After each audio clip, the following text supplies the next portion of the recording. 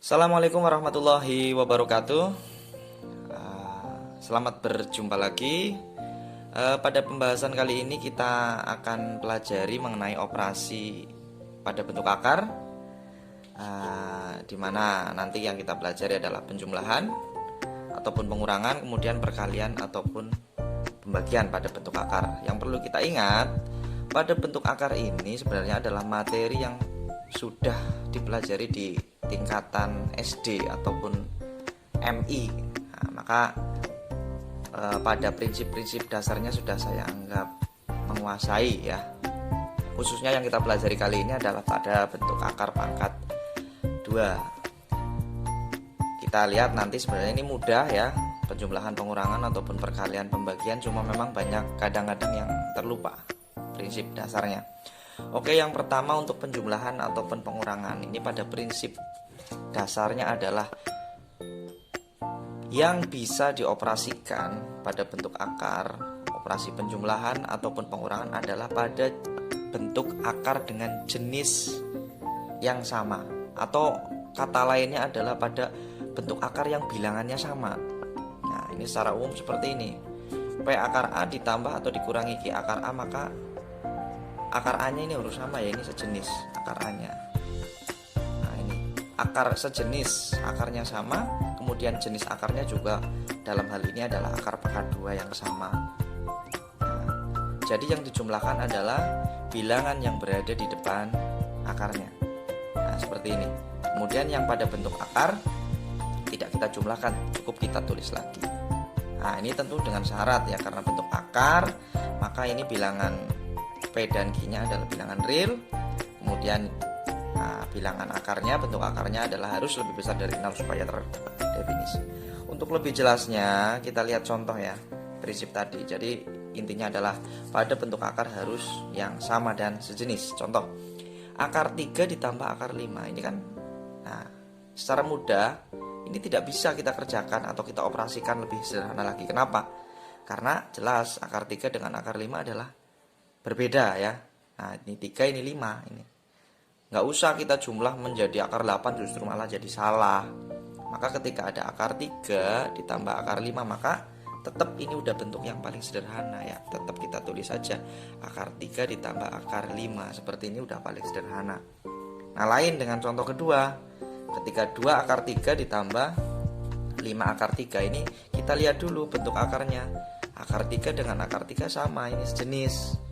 Sama ya, sejenis. Cukup yang kita jumlahkan adalah bilangan yang di depannya, 2 dan 5. 2 dan 5, maka 2 tambah 5 adalah 7. Akar 3 nya cukup kita tulis lagi. Nah, selesai. Nah, contoh berikutnya. Nah, ketika kita jumpai ternyata di depan akarnya ini nggak ada bilangannya, gimana? Nah, ketika tidak ada bilangannya, maka ini dianggap bilangannya adalah 1 angka yang di depan akar 5 ini. Maka sama saja 1 akar 5 dikurangi 3 akar 5. Maka cukup yang berada di depan ini angkanya 1 dikurangi 3 adalah negatif 2 akar 5. Nah, cukup seperti ini. Nah, contoh berikutnya ketika seperti ini banyak ya, ini sama ya. Cukup kita kelompokkan saja yang sejenis. Ini akar 6 dengan akar 6. Yang pertama dilihat yang bentuk akarnya dulu. Akar 3, akar 3. Maka 3 akar 6 dikurangi 5 akar 6. Maka 3 dikurangi 5 negatif 2. Akar 6 nya kita tulis lagi. Ini positif 2 ya. Jadi 2 akar 3 ditambah 5 akar 3. Maka 2 nya tambah 5, maka menjadi 7. Nah, positif ya, 7 akar 3. Karena akar 6 dan akar 3 adalah tidak sejenis, tidak sama ya, tidak sejenis, tidak sama, ini 6 ini 3, maka cukup ini adalah bentuk paling sederhana. Nah, terus contoh berikutnya ketika bilangan bukan bentuk akar dijumlahkan dengan bilangan akar. Ya ini sama, ini kan tidak sama, tidak sejenis. Maka cukup ini bentuk paling sederhananya adalah 4 ditambah akar 5, udah selesai nih. Nah, ini seperti itu ya. Saya rasa tidak terlalu susah ya. Intinya adalah harus sama, harus sejenis. Contoh berikutnya, misal seperti ini bentuknya dipisah ya. Ini sama. Ini harus kita jodohkan dulu yang akar 2 dengan akar 2. Ini akar 3 dengan akar 3. Nah, 3 akar 2 dikurangi 6 akar 2, maka 3 dikurangi 6.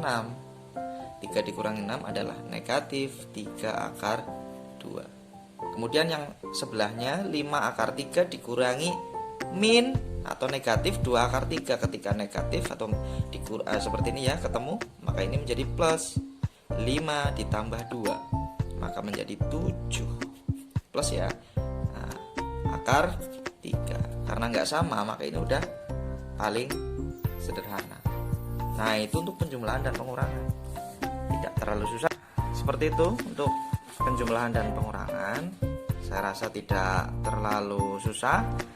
Tetap prinsip yang harus kita ingat adalah pada penjumlahan atau pengurangan adalah bentuk akar yang bisa dioperasikan adalah bentuk akar yang sama dan sejenis, atau dengan kata lain adalah bilangannya harus sama, akar pangkat dari akarnya juga harus sama ya. Kalau tidak sama maka itu sudah tidak bisa kita operasikan.